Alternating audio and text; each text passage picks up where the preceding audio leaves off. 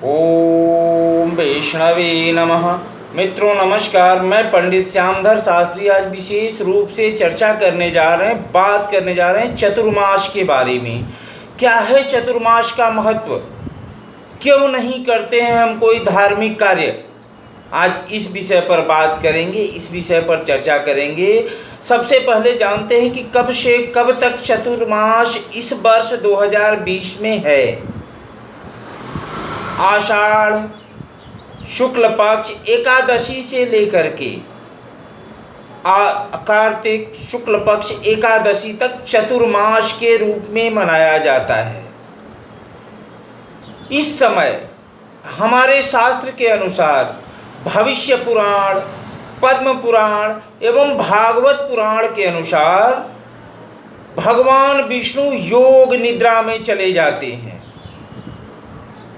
इसलिए चतुर्मास के समय कोई भी शुभ कार्य नहीं होता, क्योंकि जैसा हम जानते हैं भगवान विष्णु को पालनकर्ता के रूप में जानते हैं कि जन्म देने वाले ब्रह्मा होते हैं, पालन करने वाले विष्णु होते हैं और संहार करने वाले शिव होते हैं।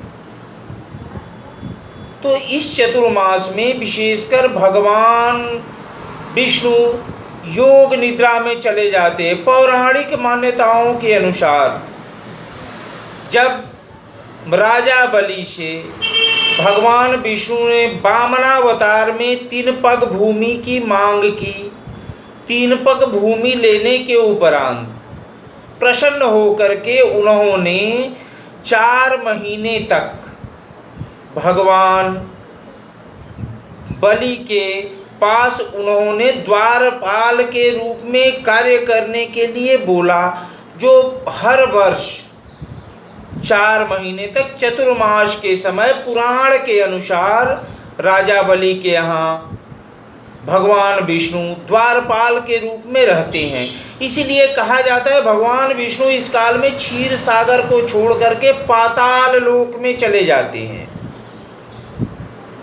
तो इस काल में शुभ कार्य नहीं होते हैं, जैसे विवाह, यज्ञोपवीत संस्कार या गुरु शिष्य परंपराओं में शिष्य बनने का कारण, शिष्य बनने की स्थिति इस समय चतुर्मास में नहीं होता है। लेकिन चतुर्मास में विशेष रूप से क्या हो सकता है, योग, ध्यान, तप, इन सब चीज़ों का चतुर्मास में विशेष लाभ मिलता है, विशेष फल मिलता है। चतुर्मास में आप ध्यान करें, योग करें तो इससे लाभ होता है। एक चीज़ और चर्चा करेंगे कि 24 वर्ष में एक संवत में 24 एकादशी होता है, 12 महीने होते हैं, नहीं 24 एकादशी पड़ते हैं, किंतु अधिक मास होने के कारण 26 एकादशी भी हो सकता है। चूँकि सारे महत्वपूर्ण हैं एकादशी, लेकिन देवशयनी एकादशी और देव उठनी एकादशी के बीच में जो सामंजस्य है, तारतम्य है, वो काफ़ी बेहतर होता है। इसलिए कि चतुर्मास, हम जब मनुष्य का जीवन पाते हैं ऐसा देखते हैं इस चतुर्मास काल में सूर्य और चंद्रमा का प्रभाव क्षीण हो जाता है। इसका कारण क्या है कि सूर्य और चंद्रमा का ताप कम हो जाता है बादल और वर्षा के कारण, तो एक तरीके से शयन की स्थिति उत्पन्न हो जाती है।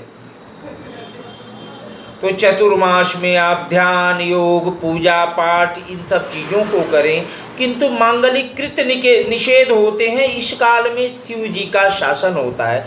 जैसा हम जानते हैं शिव जी संहारकर्ता के रूप में जाने जाते हैं।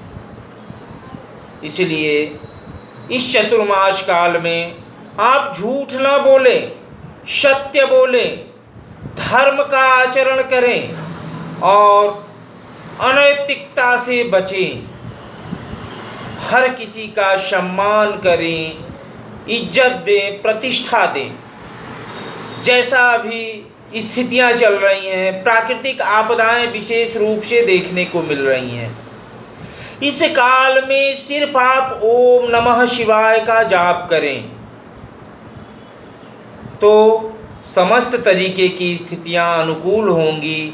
और चतुर्मास में संभव हो तो आप भागवत भजन करें, ईश्वर का आराधना करें, ध्यान करें, तो आपका जीवन बेहतर होगा, सुखी होगा। और विशेष रूप से 25 नवंबर 2020 को प्रबोधनी एकादशी मनाया जाएगा, यानी चतुर्मास के समाप्ति का काल होगा। भगवान विष्णु योग निद्रा से जगेंगे, उसके बाद मांगलिक कार्य होने लगते हैं। विशेषकर इस काल में, चतुर्मास में, गुड़, तेल, बैगन यानी गरिष्ठ भोजन का त्याग कर देना चाहिए। तेल लेना अच्छा नहीं होता है। इस समय अगर आप तेल का उपयोग कम से कम करें तो शारीरिक रूप से आप बेहतर होंगे, अच्छे होंगे। इसी मंगल कामना के साथ फिर हम अगले कार्यक्रम में मिलेंगे। तब तक के लिए नमस्कार। ओम विष्णवे नमः।